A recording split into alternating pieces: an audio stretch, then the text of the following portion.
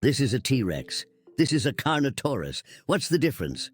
The T-Rex was a colossal, bone-crushing apex predator built for power, with massive jaws and famously tiny two-fingered arms, whereas Carnotaurus was a smaller, faster hunter with distinctive bull-like horns over its eyes, a deep snout and remarkably reduced four-fingered forelimbs, relying on speed and slashing bites rather than sheer brute force to take down prey. T-Rex was the heavyweight champ. It was about 40 feet long and weighed around 7 to 9 tons, making it one of the largest land predators ever.